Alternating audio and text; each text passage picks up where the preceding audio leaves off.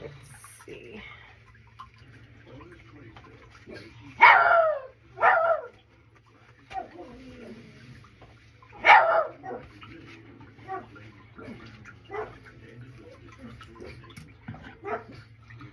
Get some cold cream.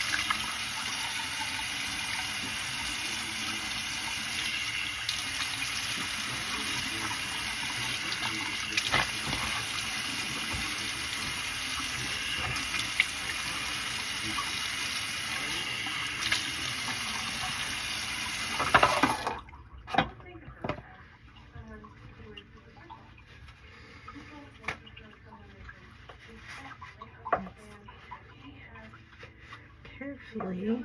There we go. Did it. Can this curls do what I kind of wanted? Yeah. We just gotta comb.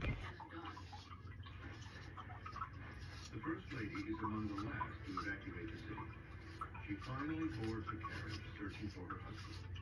By 8 p.m., British forces, led by Major General Ross, enter Washington.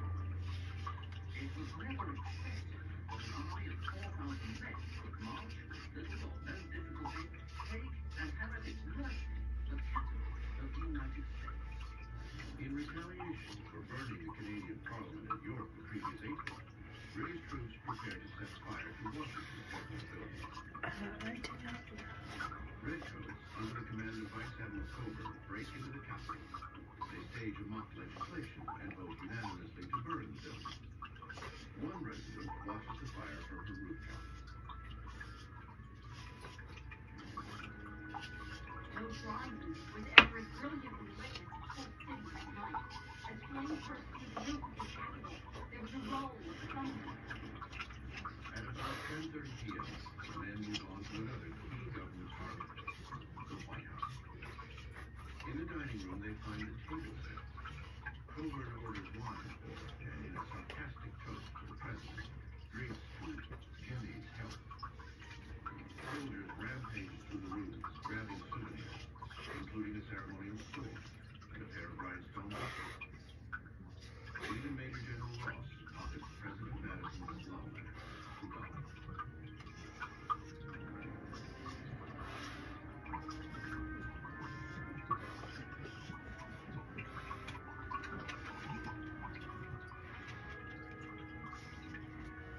Outside the mansion, the Redcoats pitch their torches through the windows and engulfing the White House in flames.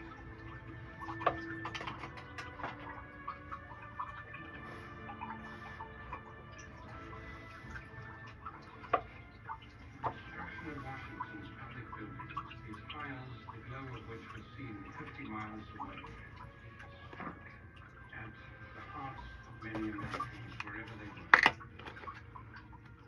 Every American heart is bursting with shame and indignation at the catastrophe, recalls George Gullis, a militia private. Perhaps no one feels the emotion more deeply than President Wilson. To sink their own ships, their livelihood, to protect the harbor of Baltimore.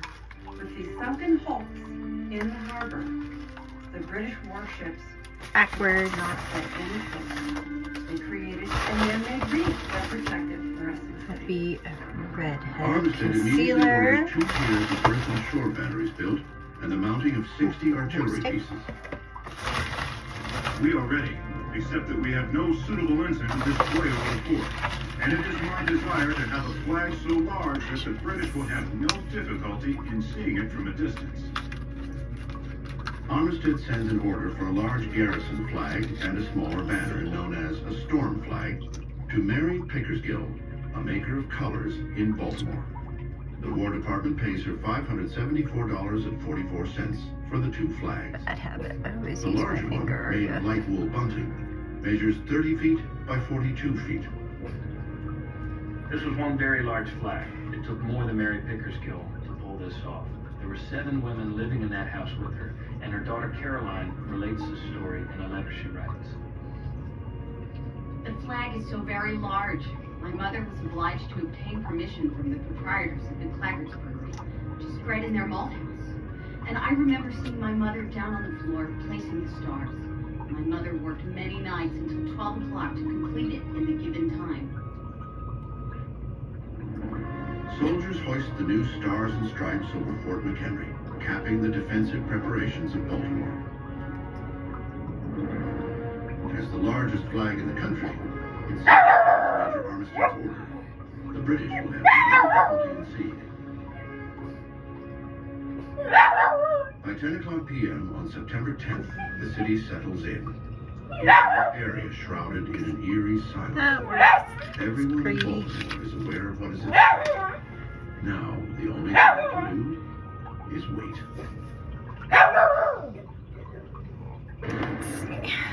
At noon, an alarm cannon blasts a warning to the city, shattering I don't normally wear pink, so let's see how this looks.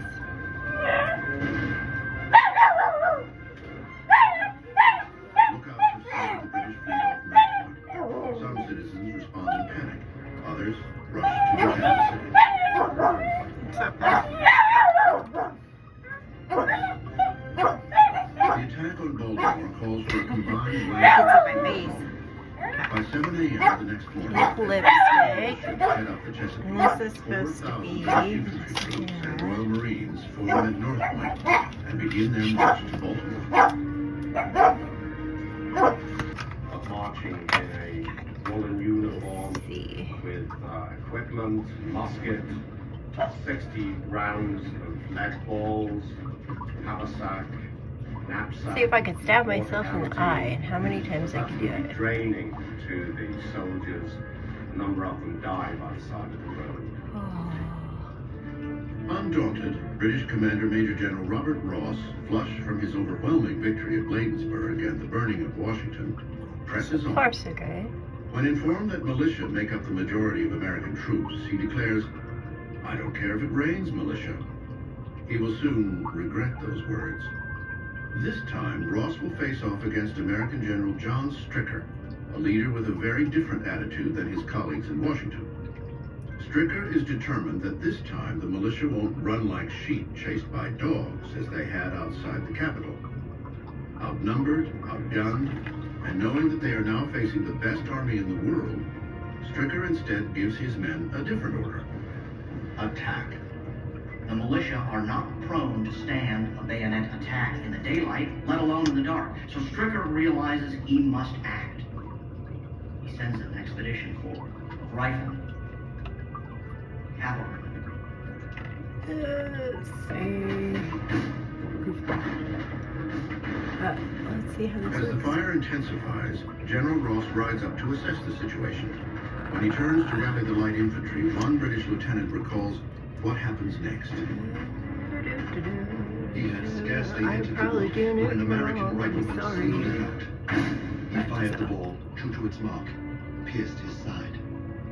An anonymous sniper strikes down the commander of the British land forces. Ross falls from his horse, mortally wounded. Moments later, British fire fells the American rifleman.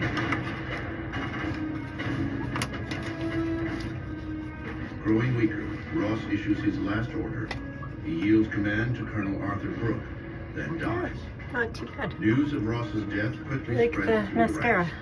Midshipman Robert Barrett expresses the shock shared by many in the British invasion force. How to be a redhead. So if you're a redhead, check them I out. can vouch They're really that the good. lamented Major General